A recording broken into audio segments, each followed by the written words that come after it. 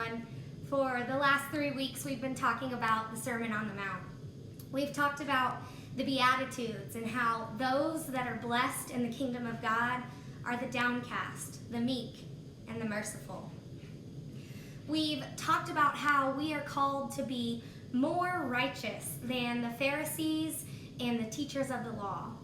And the ways in which we do that is to look inside ourselves, at our hearts and our thoughts, and how those affect our relationship with God and others.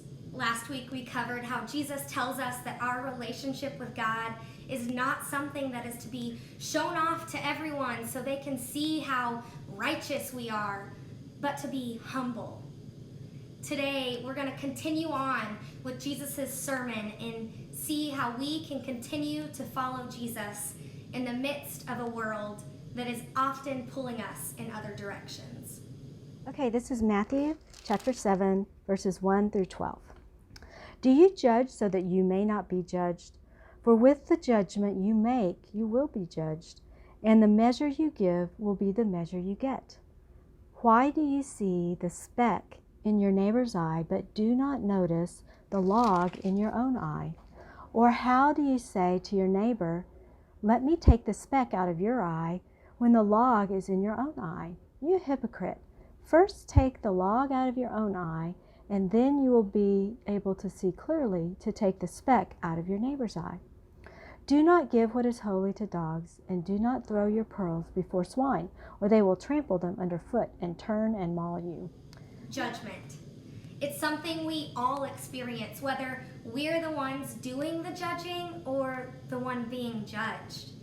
Jesus teaches that we shouldn't worry about what others do or don't do. Instead, we should make sure that what we're doing is right, that we're living in a way that deepens our relationship with God. Jesus shows that we often make a big deal about other people's faults. Meanwhile, we often overlook our own faults. He says it's like trying to get a little speck of dust out of our friend's eye, while the whole time we have a huge stick in our own eye. What a hypocrite!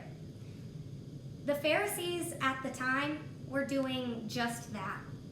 They were quick to see the sins of others, but were blind and unwilling to hold themselves accountable to the same standards they were imposing on everyone else. Notice that Jesus says the hypocrites will be the one with the bigger problem. Why? Because their sin was not merely comparable to a speck of dust, it was more like a wooden plank, and that's quite a big difference. And they refused to take it out. I can imagine that when Jesus was speaking these words, he looked right at the Pharisees. What if you or I were there? Would Jesus have looked at you too? How often do we call someone out for doing something wrong? Maybe you tell a friend or a coworker not to gossip, but as soon as you get home, you call up your bestie to give them all the details. Pretty hypocritical, huh? I think we all know it can be easy to look at others and point out the things that they are doing wrong, but it's often hard to look at ourselves and do the same thing. It's easy to spot someone else when they're being selfish, proud, mean, unforgiving, or dishonest. It's harder to notice when we're acting that way.